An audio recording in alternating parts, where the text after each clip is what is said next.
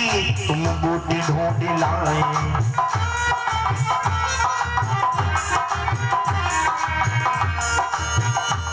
लक्ष्मण के लगी शक्ति तुम बूटी ढूंढ लाए। लक्ष्मण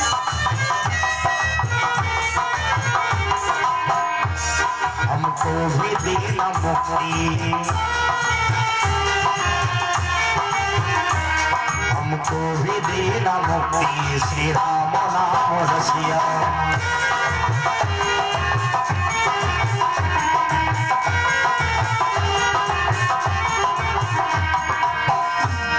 आया शरण तुम्हारी है,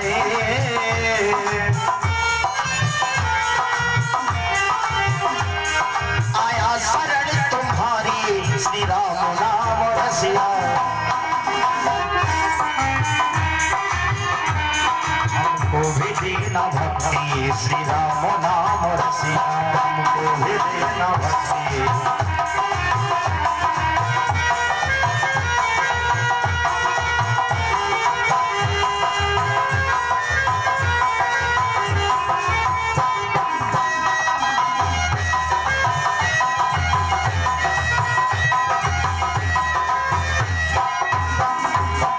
बोलिए श्री हनुमान जी महाराज की।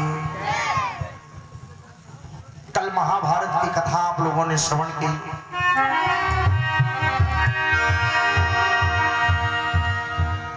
आज की कथा केवल एक विषय पर है, जो भी बैठे बुजुर्ग बड़े ध्यान से सुने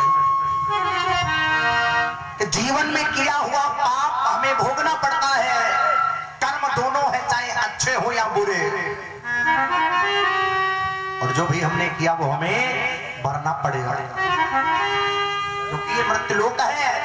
यहाँ पर हमारे मानसकार तुलसी बाबा ने एक प्रधान बनाया, जैसे हमारे गांव में एक प्रधान होता है, और जानते वो प्रधान कौन है? कर्म। कर्म प्रधान है। कर्म प्रधान विश्व रचि राखा, जो जस करहि सो तस फल चाखा।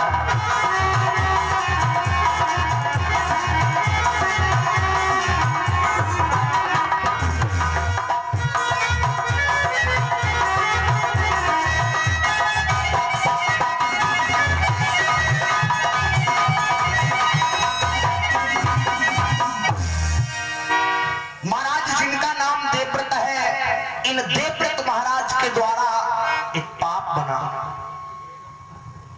21 मुद्राएं प्रेमपाल भैया समर्पित कर रहे हैं भगवान कल्याण।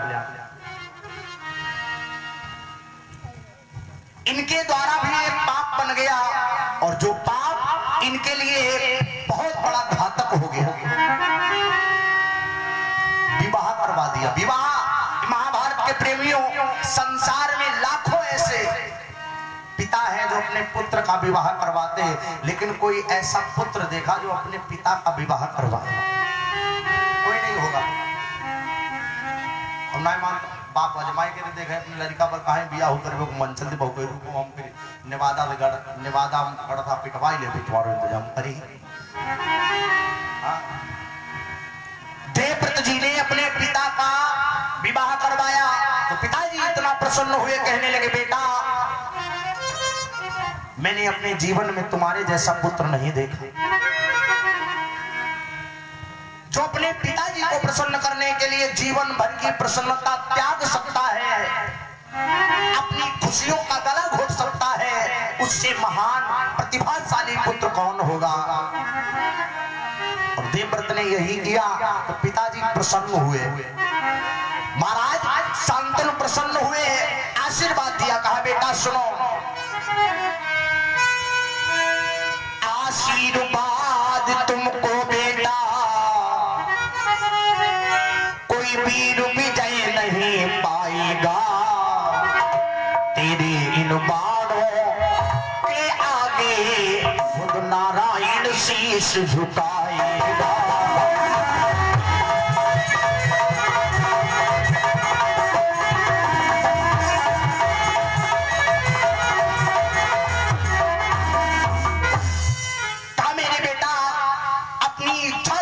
आशीर्वाद दे रहा हूं, धनुष बाण लेकर जब तुम खड़े हो जाओगे, भगवान नारायण को भी तुम्हारे आगे गर्दन झुकानी पड़ेगी। पहला आशीर्वाद महाराज शांतनु ने दिया। दूसरा आशीर्वाद,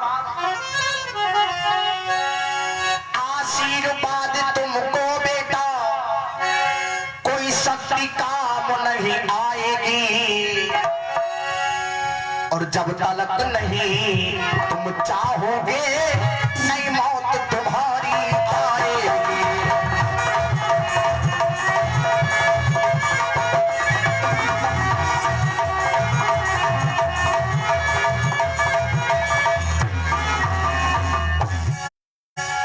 इच्छा मृत्यु का आशीर्वाद दे दिया, जब चाहोगे तब तुम्हारी मृत्यु होगी, धन्य है। और भाई जब विवाह करवा दिया अंतरिक्ष से आवाज आई, भीष्म माने कठोर, अपने प्रण को सदा चल रखने वाला, वहीं पर इनका नाम भीष्म पड़ गया।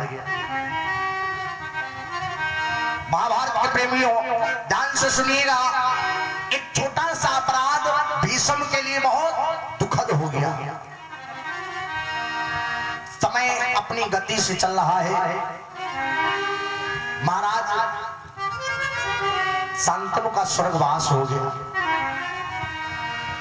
बड़ी जवानी में तरुण अवस्था में माता सत्यवती को विधवा होना पड़ा, और इनके केवल एक या दो नहीं 3 नाम हुए हैं। माता सत्यवती के 3 नाम हुए हैं। कौन कौन? पहला नाम मच्छोदरी, नोट करो, मच्छोदरी से योजन गंधा फिर सत्यवती कहलाई है।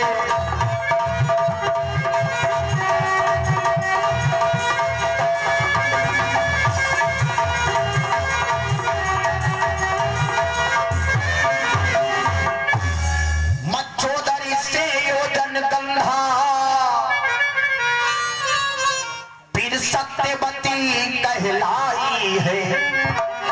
महाराज शांतनु के द्वारा हस्तिनापुर में आई है।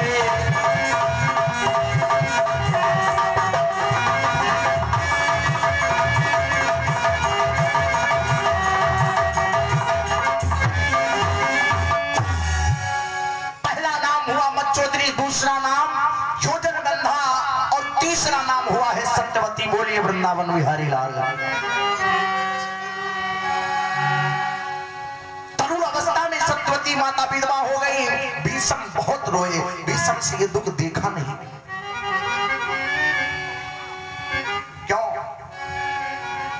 अपमान सिर्फ उसे महसूस होता है जिसका दुनिया में सम्मान हो, और जिसका सम्मान नहीं है वो क्या समझेगा कि अपमान क्या होता है।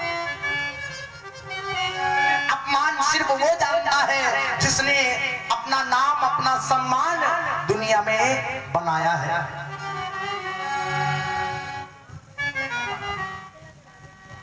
51 मुद्राएं तिलक राम जी के नाम से दान समर्पित हो रहा है। भगवान कल्याण। रात्रि में बैठे हुए महाभारत के प्रेमियों,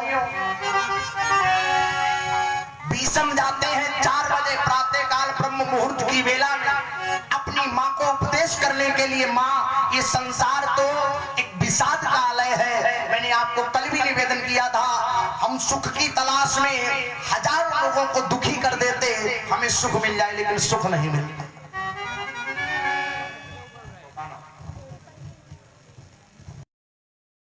11 मुद्राओं का दान समर्पित हुआ है। भगवान कल्याण। सुख नहीं मिलता प्यारे, क्यों? जिंदगी एक दर्द की नुमाइश है, यहाँ सुख किसी को नहीं, सभी को शिकायत है। जैसे दर्पण में मुख और संसार में सुख होता नहीं, केवल दिखाई पड़ता है, केवल दिखाई पड़ता, होता नहीं। भीष्म उपदेश कर रहे हैं अपनी माँ को, माँ किस बात के लिए तुम चिंतित हो रही हो, किस बात का तुम्हें दुख? एक दिन इस संसार से प्रत्येक प्राणी को विदा होना है। आया है सो जाएगा, राजा रंग के फकीर, सबको जाना है। कोई सिंहासन चढ़ी चले, कोई बंधे जात जल्दी। पर कितना है, किसी के लिए बढ़िया व्यवस्था किसी के लिए कोई व्यवस्था नहीं, लेकिन वो भी बेचारा मर रहा है। एक लाइन सुनो, याद आ गई। ढेर मिट्टी का हर आदमी है, बाद मरने के होता यही है। या जमीन पर बनेगी ये तुरबत, या चिताओं में जलना पड़ेगा।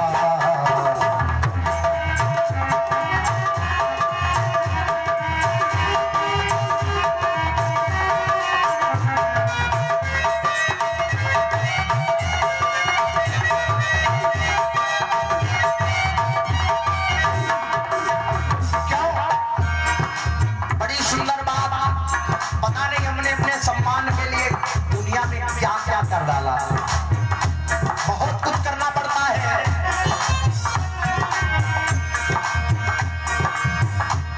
जिंदगी एक किराए का घर है, इतना एक दिन बदलना पड़ेगा। मौत जब तुमको आवाज देगी, मौत जब तुमको आवाज देगी, घर से बाहर निकलना पड़ेगा।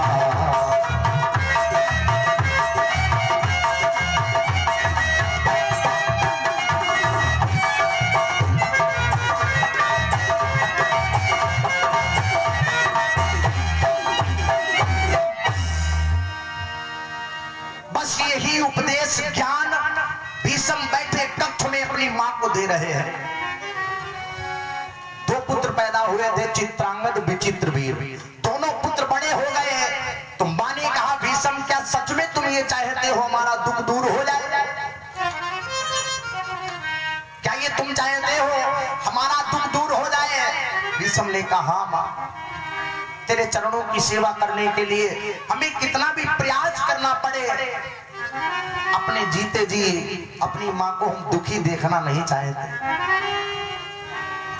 माता सत्यवती ने कहा, तुम हमारी एक बात मान लो, एक बात मान लो, बस हमारा दुख आज के बाद कभी नहीं देखोगे, दुख दूर हो जाएगा। क्या? कहा, भीष्म विवाह कर लो। सत्यवती माता ने कहा, भीष्म विवाह कर लो। दहाड़ लगा करके भीष्म रो पड़े, मां ये क्या मांग रही हो? जबकि तुम्हें भली भांति मालूम मैंने प्रण किया अपने पिताजी के सामने सब कुछ करूंगा, विवाह नहीं। माता मैं तेरे आगे हाथ जोड़ता हूं, बस इतनी सी मेरी विनती स्वीकार करो, विवाह नहीं करूंगा। अगर तुम कहो हम तुम्हारे कहने से मर सकते हैं। वारे भीष्म मां से कहते, मां जो वचन दिया पितु को मैंने, मरते दम उसे निभाऊंगा।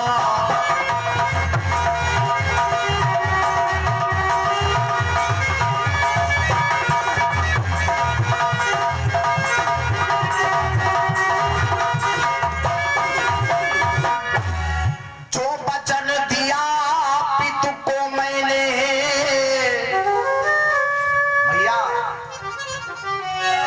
मरते दम उसे निभाऊंगा। कह दो मरने को मर जाऊं, हरगिज ना ब्याह रचाऊंगा।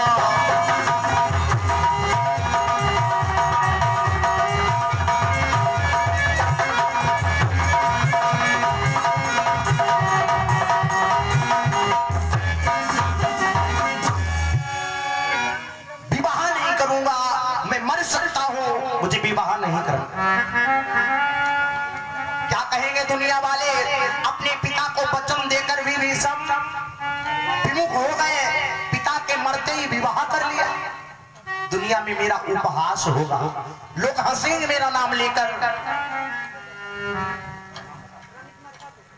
51 मुद्राएं रमित भैया मरघापुर से समर्पित कर रहे, भगवान कल्याण करें। बोलिए वृंदावन बिहारी लाल की। मां ने कहा, भीष्म अगर तुम विवाह करना नहीं चाहते तो अपने इन दोनों भाइयों का विवाह करवा दो। चित्रांगद विचित्र वीर। भीष्म ने कहा ये बात भैया मैंने स्वीकार कर ली। कुछ दिनों के अंतर्गत मैं अपने दोनों भाइयों का विवाह करवा दूंगा। रात्रि में बैठे बुजुर्गों नौजवानों ध्यान से सुनना, भीष्म ने ब्रह्मचर्य व्रत का पालन किया और हम सभी को ये बात अपने जीवन में धारण करनी चाहिए।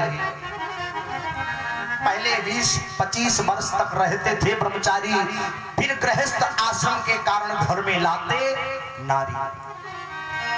नियम था बड़े बुजुर्गों का, पूर्वजों ने बड़े संस्कार पाले, नियम धर्म से रहे।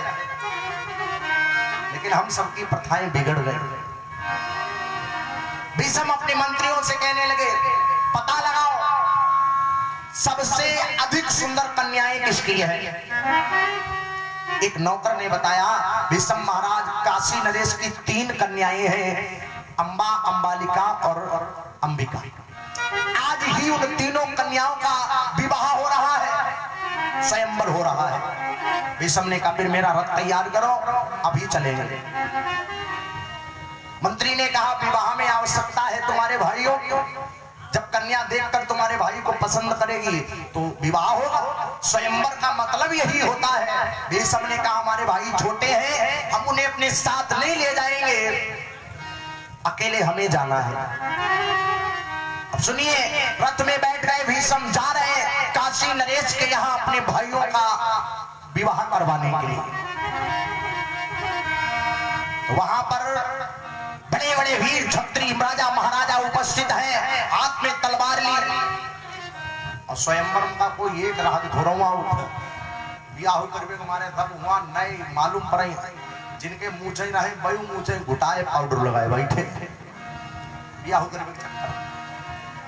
भीष्म का रथ पहुंच गया और जब महाराज भीष्म का रथ पहुंचा तो राजाओं में हलचल मच गई, आपस में कानाफूसी करने लगे। एक राजा ने कहा भीष्म यहाँ क्या करने आया है। इसने अपने पिताजी के सामने दृढ़ निश्चय किया था आजन्म ब्रह्मचारी, ये कभी विवाह नहीं करेगा। अब दूसरों वालों कहा लोगों हाँ आजन्म ब्रह्मचारी ढेर रहे, पिताजी के सामने कदम खाई रहे भाई तक मरी पट्टा भी आहू करी, अभी विवाह करेगा। भीष्म ने इस बात को भी सुन लिया तो उसी भीड़ में बैठे हुए सभी क्षत्रिय राजाओं में से एक राजा खड़ा हो गया और भीष्म से कहने लगा तुम यहाँ क्या करने आए हो। भीष्म ने कहा विवाह। अरे उसने कहा तुमने तो कसम खाई आजन्म ब्रह्मचारी और फिर विवाह की बात। भीष्म ने कहा हम अपना विवाह करने नहीं आए, मुझे अपना विवाह नहीं करना, अरे मैं तो अपने भाइयों के विवाह के लिए आया हूँ। सुनो महाराज, मैं हस्तिनापुर राजगद्दी का सेवक हूँ। बारे भीष्म, इतनी नम्रता होनी चाहिए। ए भाई, जिस वृक्ष में फल होते हैं वो झुक जाता है, अभिमान बुरा है। कितनी नम्रता से भीष्म ने कहा कि हस्तिनापुर राजगद्दी का मैं सेवक हूँ, मैं नौकर हूँ। और भाई दोनों महाराज हमारे कुंवारे हैं, उनका विवाह करवाने के लिए हम यहाँ आए। हम भारत वंश के सेवक हैं, युवराज हमारे कुंवारे हैं।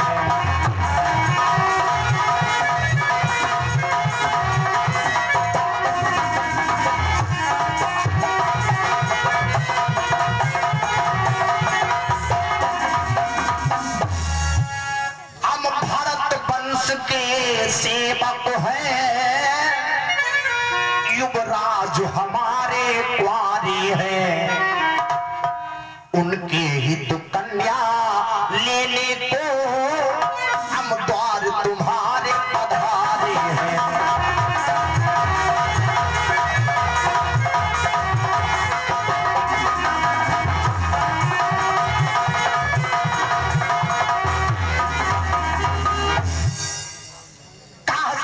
राजगद्दी के मालिक जो है राजा है, अभी उनका विवाह नहीं हुआ। राजाओं ने कहा वो कहाँ है। भीष्म कहने लगे बेटा घर में। कहा वो तो भी घर में है। राजाओं ने कहा फिर क्या ये मार्केट है लड़कियां खरीदने का। ये स्वयंवर है और इस स्वयंवर में लड़की जिसे पसंद करेगी अपने मन से उसके साथ विवाह होगा, और तुम यहाँ चल दिए लड़कियों को लेने, भाग जाओ। भीष्म ने कहा देखो हम हाथ जोड़ करके निवेदन कर रहे हैं, 2 कन्याएं हमें दे दो, एक कन्या से जो भी विवाह करना चाहे कर ले। हमारे 2 भाई हैं, उनका विवाह करवाना है। तो जानते हो खन खन की आवाज हुई, 10,000 तलवारें ब्रह्मचारी भीष्म के ऊपर राजाओं ने खींच ली। भीष्म को हंसी आ गया। महान पराक्रमी बलशाली ब्रह्मचारी भीष्म को हंसी आ गई। भीष्म ने कहा क्षत्रिय राजाओं, मैं विवाह का प्रस्ताव लेकर आया था और तुम सब यहाँ लड़ने के लिए बैठे हो। अब क्रोध भी आया भीष्म को। और नाम कितना है, बड़ी सुंदर बात। किसी ने लिखा कि नाम इतना करो कि सुनते ही काम हो जाए, अब या फिर काम ऐसा करो जो दुनिया में नाम हो जाए। भीष्म ने एक बार अपनी तरुण अवस्था में इतना नाम कमाया कि बड़े बड़े वीर योद्धा भीष्म का नाम सुनकर के डर जाते हैं। ऐसा नाम था भीष्म का। बाबा भीष्म की प्रतिभा से सारी दुनिया भय खाती थी, और जिस समय उठाते धनुष बाण तो वसुंधरा हिल जाती थी।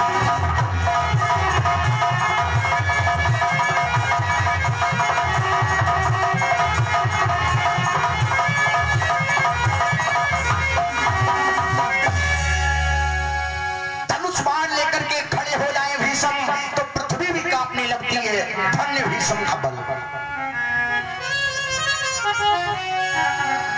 भीष्म का क्षत्रियपन जाग गया।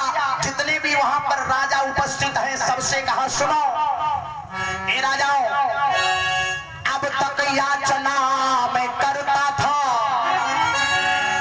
अभी तो मैं निवेदन कर रहा था।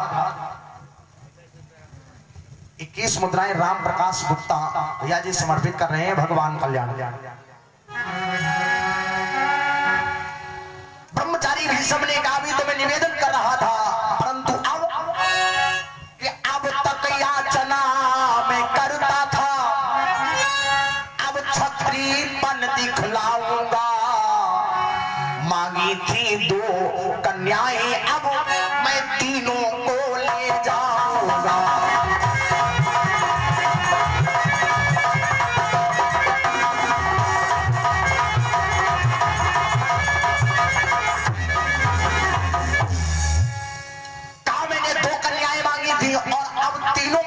ले जा रहा हूं, जिस किसी क्षत्रिय राजा में दम है वो रोको। युद्ध प्रारंभ हो गया। इतना भयानक युद्ध हुआ जहां पर फूल बिछे थे, जहां पर परमालाएं सजी थी वहां पर लाशें सज गई। ऐसा युद्ध हुआ। खून बह रहा है। जो बना स्वयंवर स्थल था वो रण स्थल तैयार हुआ। भीष्म के द्वारा उन सबका पल भर में काम तमाम हुआ।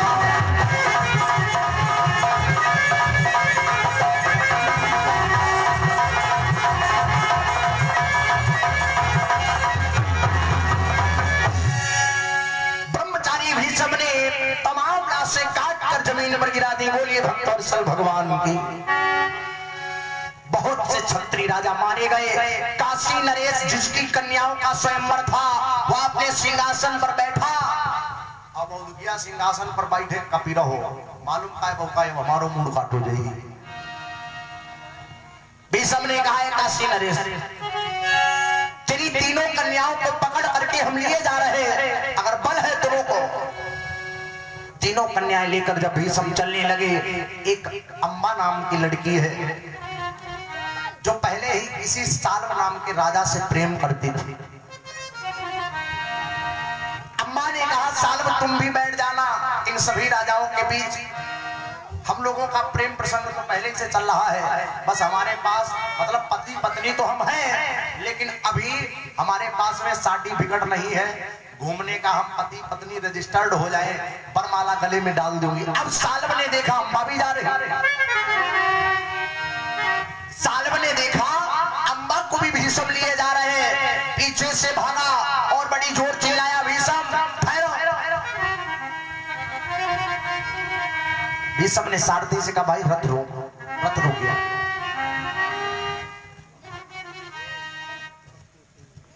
भाई पुष्प सिंह नेवादा से 51 मुद्राएं समर्पित किए भगवान कल्याण।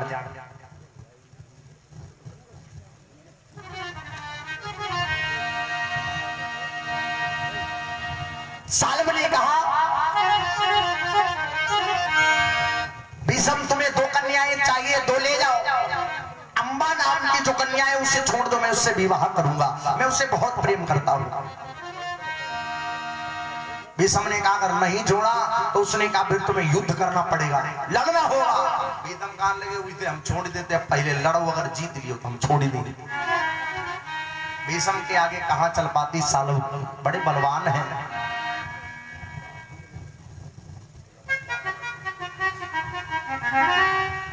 बोलिए भक्तवत्सल भगवान।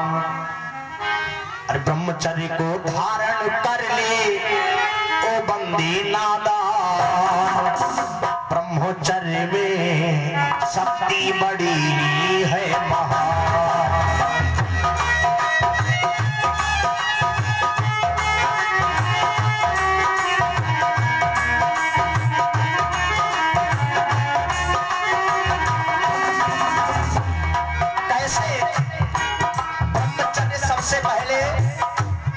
किसने धारण किया? ब्रह्मचर्य को हनुमान ने धार लिया।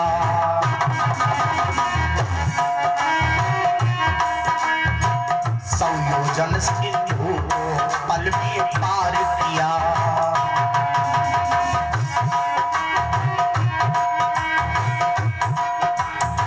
लंका जैसी गढ़ को ठोका,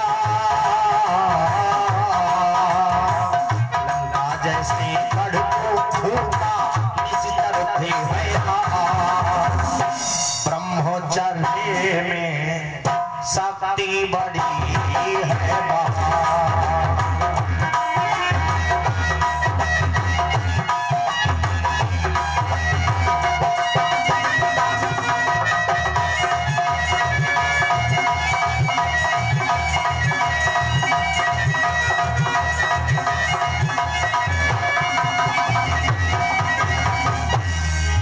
और सुनिए ब्रह्मचर्य किसने अपनाया? ब्रह्मचर्य को भी समझिए धारा था,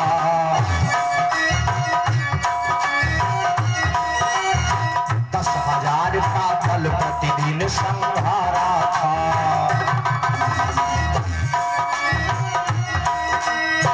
लंका जैसे गढ़ को ठोका,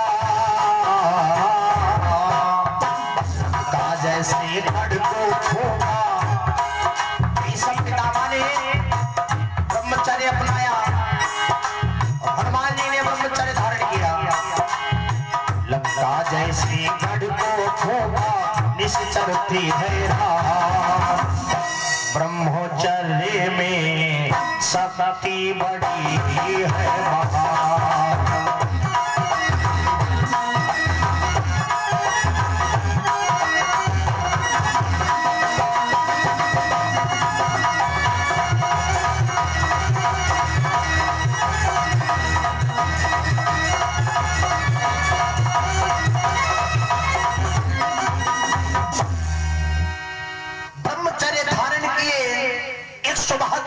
की उम्र में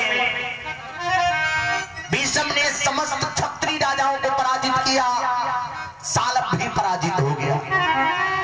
बहुत अपमानित किया सालब को, रथ से नीचे कूद पड़े और सालब को पकड़ करके अपमानित करके भेज दिया। सालब भाग जाता है। 3 कन्याएं भीष्म घर में लाए, 2 का विवाह कर दिया। अंबिका अंबालिका का चित्रांगद विचित्रवीर से विवाह हो गया। अब अब शेष रह गई अम्मा। अम्मा का विवाह नहीं हुआ। माताओं, अम्मा ने अपने मन में विचार किया, सालब जैसा प्रेमी छूट गया, लेकिन अब भीष्म जैसा बलवान पति मिलेगा, भीष्म जैसा बलवान पति मिलेगा। अम्बा के मन में ये विश्वास था कि भीष्म मेरे साथ विवाह करेंगे, इसीलिए हमें लाए।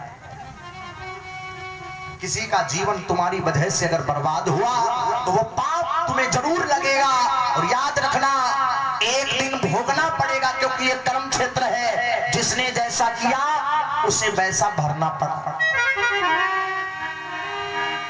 दो का विवाह हो गया, शेष रह गई अम्मा। 4-6 दिन तक भीष्म घर में नहीं आए। एक दिन अम्मा बोली, भाई भीष्म को बुलाकर लाओ। भीष्म क्या कर रहे हैं? अम्मा का संदेश मिला, भीष्म भागते हुए आए। देवी अम्मा, तुमने कैसे याद किया? तो अम्मा ने प्रसन्नता पूर्वक कहा, भीष्म क्या हमारे विवाह की तिथि निश्चित हुई? मेरा विवाह कब होगा? सीधे समझो कि पंडित पर पत्र दिखाओ कि नहीं, घर क्यों लगन छटाओ। भीष्म ने कहा, अम्मा तुम जानती हो हम ब्रह्मचारी हैं। मैंने अपने पिताजी को वचन दिया, आजन्म ब्रह्मचारी, मैं कभी विवाह नहीं करूंगा। अम्मा के हृदय पर वज्राघात हो गया।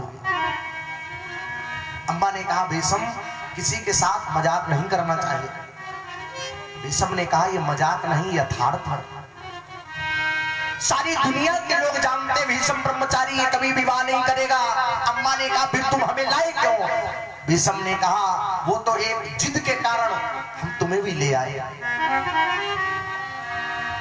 अम्मा की आंखों से आंसू छलक पड़े।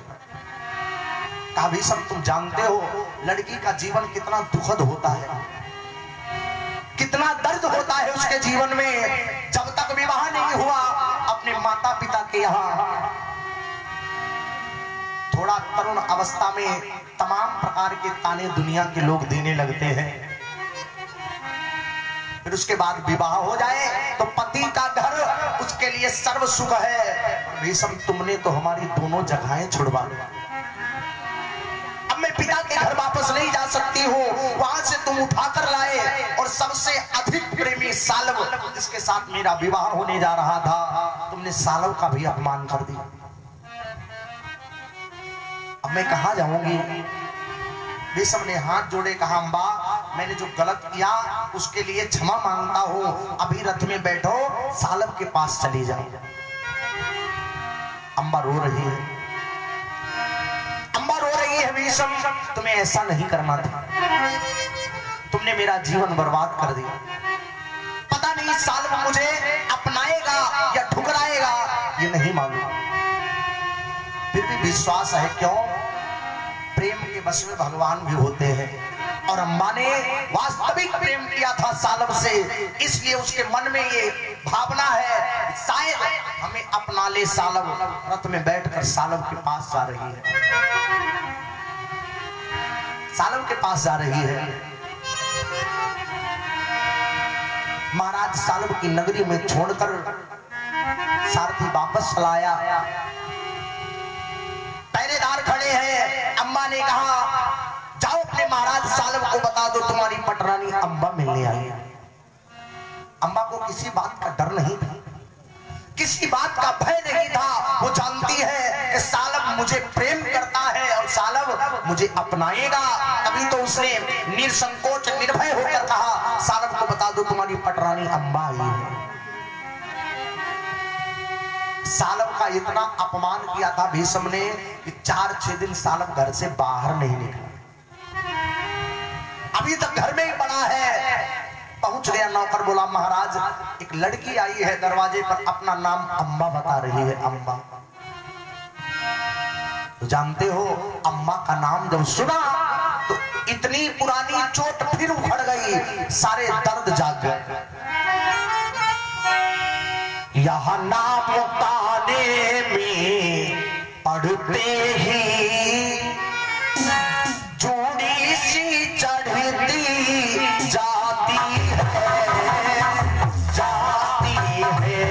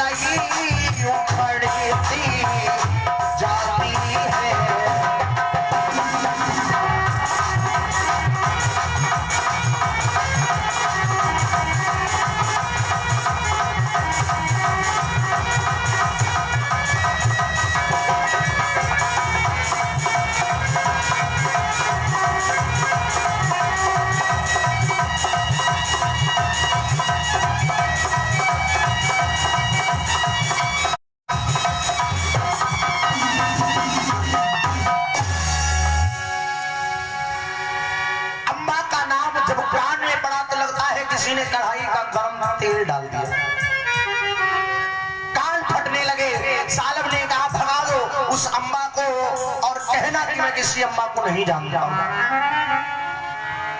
कौन है अम्मा? किसी से आप बहुत ज्यादा प्रेम करो, लेकिन जब उससे नफरत होती है तो फिर उतनी ज्यादा।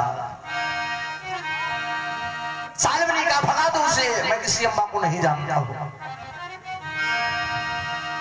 नौकर आया और बोला देवी अब तुम यहां से चली जाओ, अपने आप को पटरानी बता रही हो।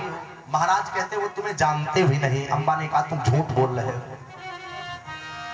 उसे अपने प्रेम पर विश्वास था, नौकर को हटाया, अंदर प्रवेश कर गई, देखा सालब पड़ा है। अम्मा ने आवाज लगाई महाराज सालब। सालब ने देखा अम्मा तुम क्या करने आई हो यहाँ? अम्मा रोने लगी। सालब मेरी स्थिति इतनी बिगड़ चुकी है जो मैं तुमसे कह भी नहीं सकती और रह भी नहीं सकती। अब तेरे सिवा कोई नहीं है दुनिया में जिसके आगे जाकर मैं अपना दुख कहूं। हर किसी से अपना दुख नहीं कहा जाता। सालब तुझे अपना जीवन साथी समझकर आज हृदय की वेदना व्यक्त कर रही हो। सालब तुमने कह दिया नौकर से कि हमें जानते नहीं। वो दिन क्या सालब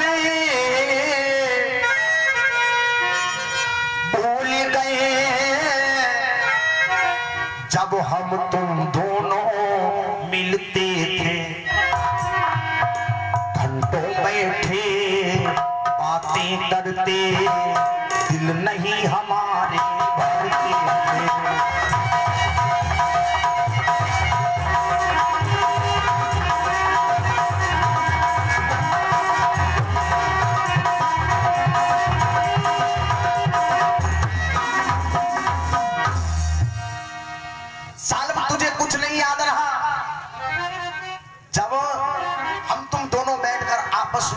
बात करते थे वो दिन याद है? सालब ने कहा अम्मा मेरे लिए तो वो अम्मा उसी दिन मर गई थी जिस दिन भीषम उठाकर ले गए। अब मैं किसी अम्मा को नहीं जानता हूं, भाग जाओ मेरे सामने से। अम्मा रो रही है। सालब थोड़ी सी शरण मिल जाए कर, मैं जीवन अपना बिताऊंगी। थोड़ी सी जगह दे दे, तेरे यहाँ नौकरों की तरह रहकर, दासियों की तरह रहकर अपनी जिंदगी काट लूं। सालब जानते हो भीषम ने मेरे माँ बाप का घर छुड़ा दिया, माता पिता का घर छूट गया, मैं वहां नहीं जा सकती हूँ। मुझे ये विश्वास था कि भीषम हमसे विवाह करेगा, उसने भी मना कर दिया। वो ब्रह्मचारी है। अब मैं कहां जाऊं, किसकी शरण में जाऊं? मुझे अपनी पटरानी ना जानकर, दासी समझ करके तू अपने घर में रख ले। अब मैं कहां जाऊंगी, किसके साथ? सालब ने इतने गिरे वचन अम्मा को कहे आज का कोई व्यक्ति नहीं कहेगा। सालब बोला अम्मा एक जगह है, अगर तुम रहना चाहो तो रह, मात्र एक जगह है, अगर रहना चाहो तो रह लो। कौन सी जगह? यदि वैश्याओं की श्रेणी में रहना चाहो रह सकती हो, रहना चाहो रह सकती हो।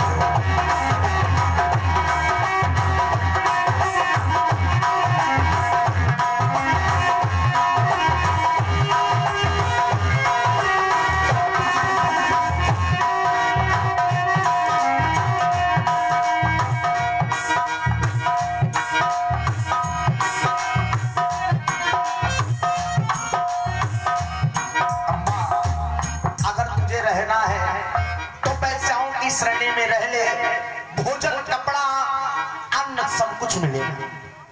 जितनी व्यवस्थाएं उनके लिए है उतनी व्यवस्थाएं तेरे लिए।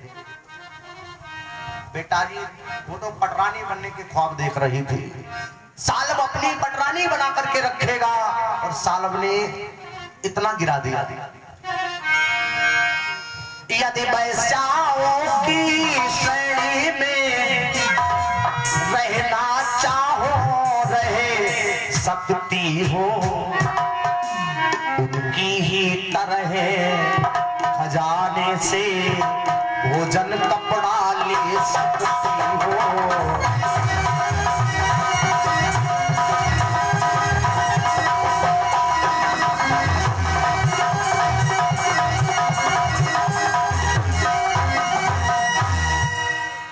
वैश्याओं की श्रेणी में रह लो।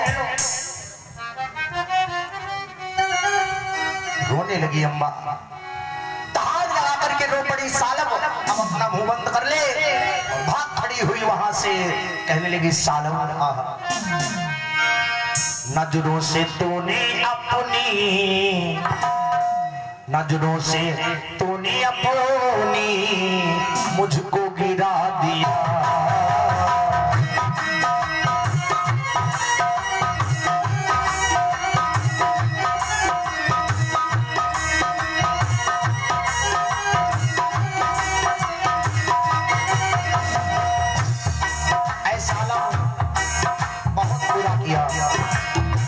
ठुकरा के मेरे प्यार को सालब बुरा किया।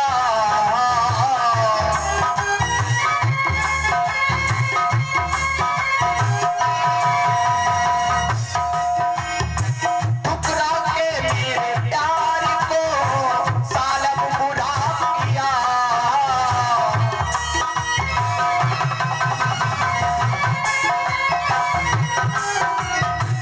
नजरों से तूने अपनी, नजरों से तूने अपनी हमको गिरा दिया।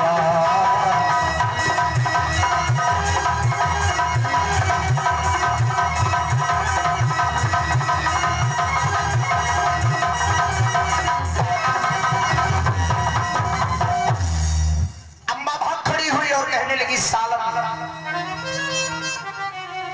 तूने सिर्फ इतना बुरा किया, पटरानी का स्थान त्याग कर वैश्याओं की श्रेणी में सम्मिलित कर दिया। वक्त हर इंसान का बिगड़ता है। अगर जीवन प्रारंभ से अंत तक जिया जाए तो उसमें सुख दुख हानि लाभ जस अपजस सब कुछ सहन करना पड़ता है। रोती हुई अम्मा कहने लगी सालब मैं जा रही हूं, अब तेरे यहां लौटकर कभी नहीं आऊंगा, पर तूने बहुत बुरा किया। आज मेरा बुरा वक्त है, ऐसे बुरे वक्त में तूने मुझे गिरे वचन कहे।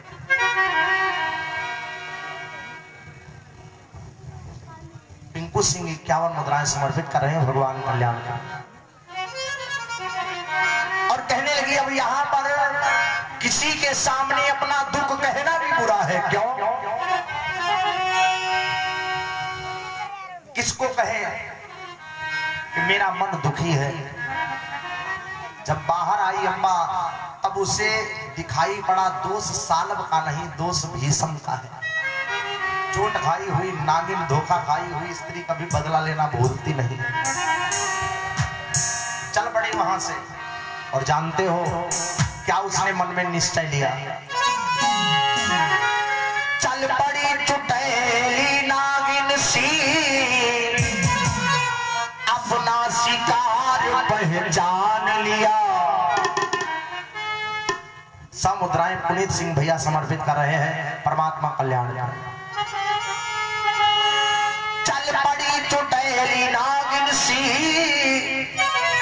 अपना शिकार पहचान लिया, अपना शिकार पहचान लिया। और कह रही है कि सालब तेरा कोई दोष नहीं, दोषी भी सबको मान लिया।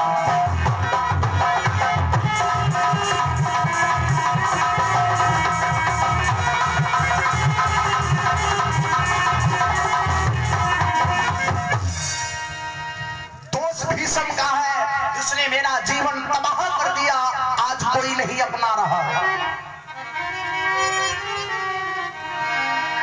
कितना दुखी है मन ये बताया नहीं जाता।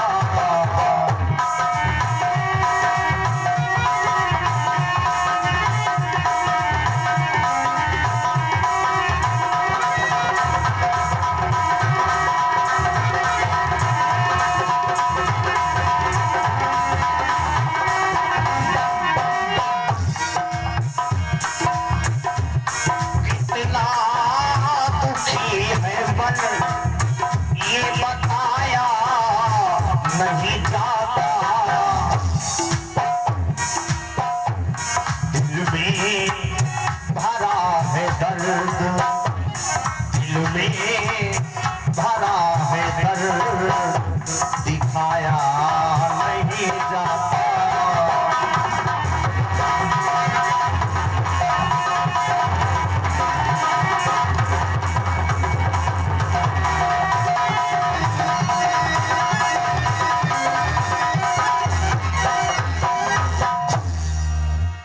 किसी अपने मन का विरह बताओ। अब अम्मा बेचारी जंगल में निकल गई तपस्या करने के लिए। जब कोई सहारा ना दे तो भगवान की शरण अपनाना। भागवत में सूत जी कहते हैं सौनकादिक ऋषियों से, संसार एक विषाद का आलय है, दुख का घर है। कोई तन दुखी, कोई मन दुखी। राम चेला 21 मुद्राएं समर्पित कर रहे हैं भगवान कल्याण के लिए। हम अपने स्वार्थ के लिए किसी से 10-20 हजार रुपए लेकर हम दूसरे को मार देते हैं। ये भी नहीं विचार करते कि जिसे हम मार रहे हैं उसके परिवार में कितने सदस्य होंगे, कितना दुख होगा उन लोगों को जिनके घर का हम सदस्य मारने जा रहे हैं। केवल अपने आप का सुख देखकर दूसरे का वध कर देते हैं। लेकिन तब भी क्या हमें सुख मिल जाता? नहीं भाई, सुख नहीं मिलेगा जब तक इस संसार में हो। सुनना ध्यान से। कोई तन दुखी, कोई मन दुखी, कोई धन बिन रहत उदास, थोड़े थोड़े सब दुखी, सुखी राम के दास। सुखी है भगवान के भक्त, परमात्मा के भक्त इस दुनिया में सुखी है। भगवान की चरण शरण में सुख है और कहीं पर सुख नहीं। बस अम्बा के भी मन में यही अभिलाषा प्रकट हुई। अब तो परमात्मा की नाम, ईश्वर की शरणागति ही जीवन का आधार है। अपने प्रारब्ध को, अपने नसीब को ठोकती हुई अम्बा आगे बढ़ रही है। लिखा है जब नसीब में तकदीर क्या करे,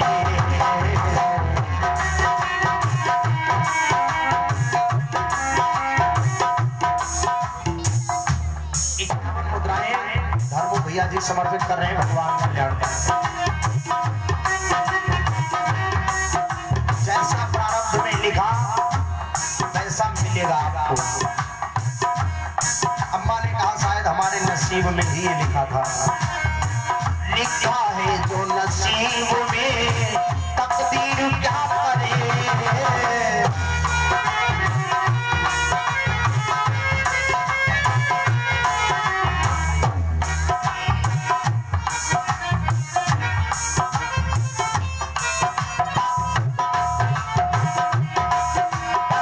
लिखा है जब नसीब में तकदीर क्या करे, लिखा है जब नसीब में तकदीर क्या करे।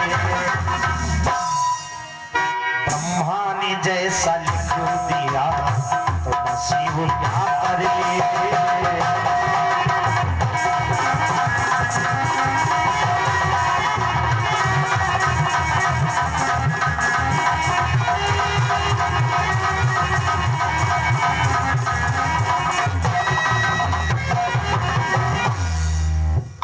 भोक्तव्यम कृतकर्म शुभाशुभम। सुनो एक लाइन। कर्म बंधन छुड़ाने से छुड़ाए जा नहीं सकते।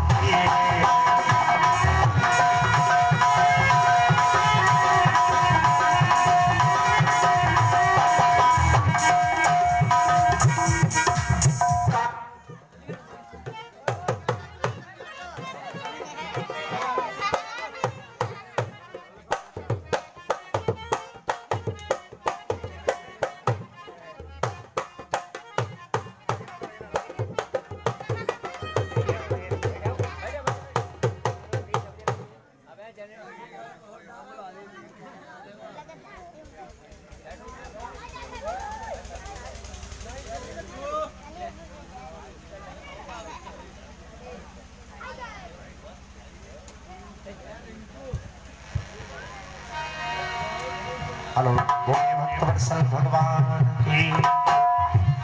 एक लाइन गाओ सभी लोग।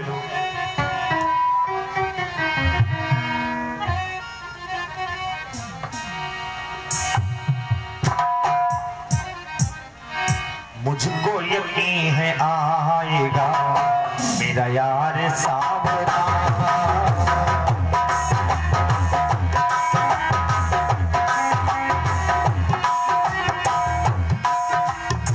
मुझको यकीन है आएगा मेरा यार सावरा।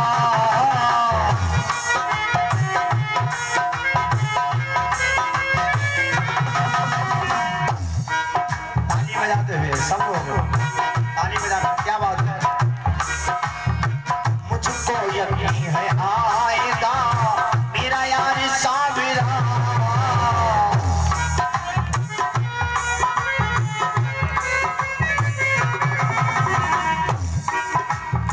बिगड़ी मेरी बनाएगा मेरा यार सावरा।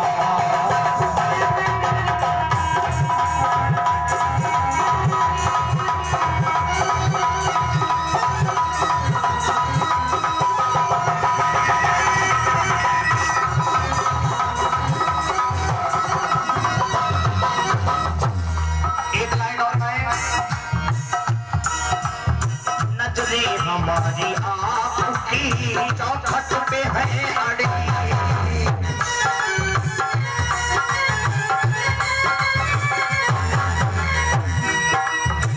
अभी आनंद नहीं आ रहा है, थोड़ा ताली बजा लो। हाँ सब लोग ताली बजा, आप भी ताली बजा कर बोलो। नजरी हमारी आपकी चौखट पे है अड़ी।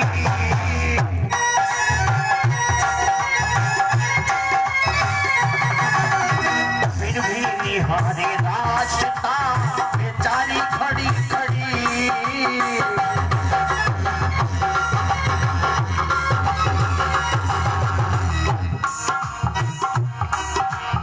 बिगड़ी मेरे बनाएगा यार सावरा।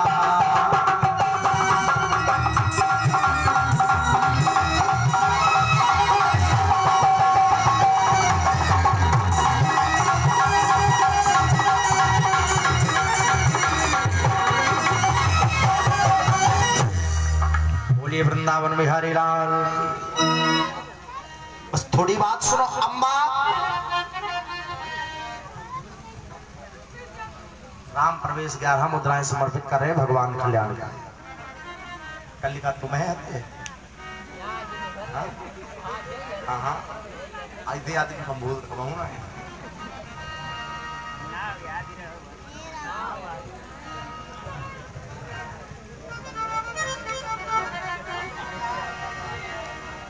अम्मा बेचारी दर की ठोकरें खा रही है। तब तक मिले नारद बाबा। गाइए नारद बाबा। श्रीमन नारायण नारायण नारायण।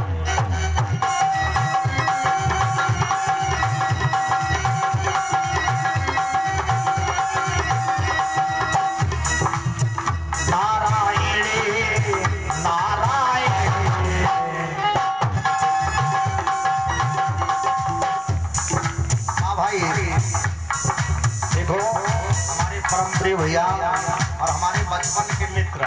हाँ सबसे पहले आपके गांव में मुलाकात हमारे सरनाम भैया से ही हुई। इनकी आप रेटरी की शुरुआत और हमारी कथा की शुरुआत। बहुत बहुत धन्यवाद है। 51 मुद्राओं का दान समर्पित कर रहे हैं।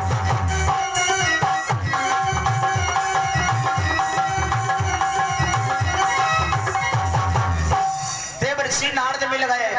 जब अम्मा ने देखा नारद को नमस्कार किया, नारद ने कहा अम्मा तुम जंगल में क्यों घूम रही हो?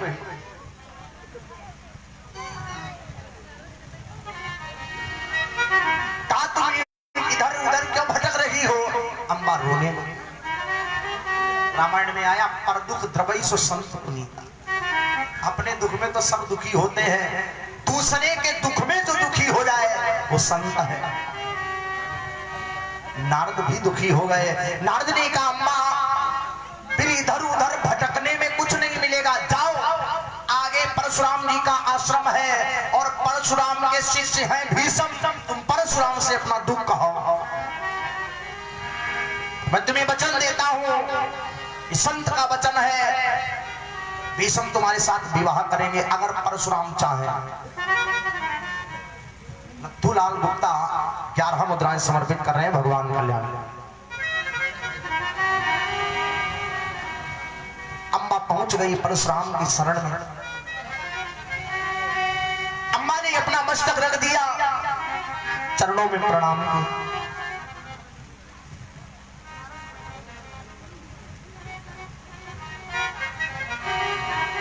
बोलिए भक्तवत्सल भगवान की। भैया घर के सब जने कथा पंडाल में आ जाओ। तुम आर वाले तुम हो सब जने आप उठ के, और पीछे वाले तुम हुआ आ जाओ। काहे जो बीच में उसर बन रोई दो मालूम करते जगह कहाँ आ जाओ। तुम सब जने खूब समझदार हो। सभी लोग आ जाइए कथा पंडाल में। बोलिए भक्तवत्सल भगवान की।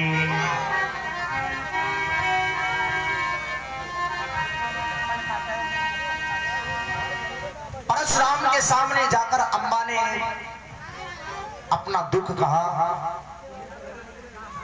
ओम सिंह 11 मुद्राएं समर्पित कर रहे हैं भगवान कल्याण का।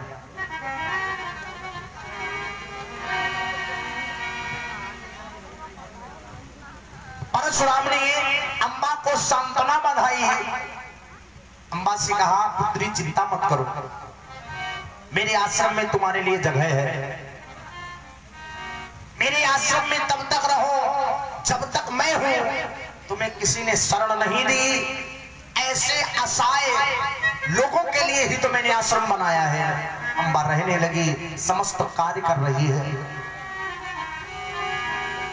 जब उसे याद आती है अपने सुखी जीवन की तो बैठ करके बहुत रोती है। इधर परशुराम जी ने पत्र लिखा, ता भीष्म अभी उपस्थित हो जाओ, आपातकालीन सभा, इमरजेंसी मीटिंग, शीघ्र आ जाओ। भीष्म ने पत्र पढ़ा इतनी जल्दी तो आए, अपने गुरुदेव के चरणों में प्रणाम किया। परशुराम ने पास में ही बैठा कर पूछा, भीष्म सब कुशल मंगल है? भीष्म कहने लगे, हाँ गुरुजी, धब तुम्हारी दया है, आपकी कृपा से सब बढ़िया।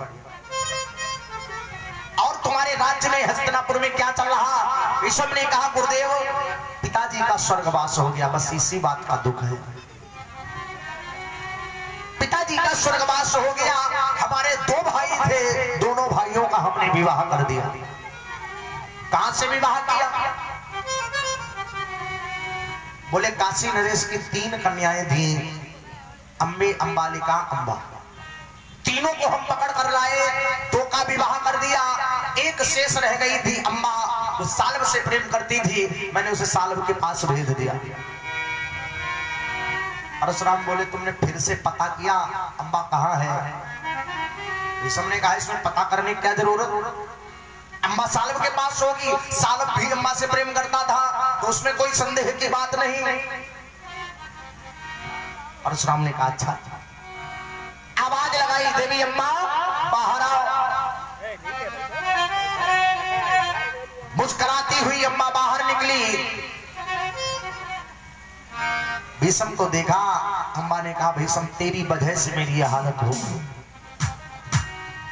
कोई मुझे अपना नहीं रहा, कोई शरण नहीं दे रहा, कहां जाऊं?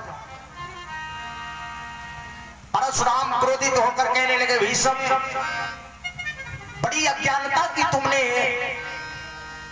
तो इसकी जो बहनें थी उन्हें तो सुखी कर दिया, राज्य सुख मिला, रानिया राज सिंहासन की क्या खता हुई थी अम्बा से, जो आज्ञा दी बनवासी की।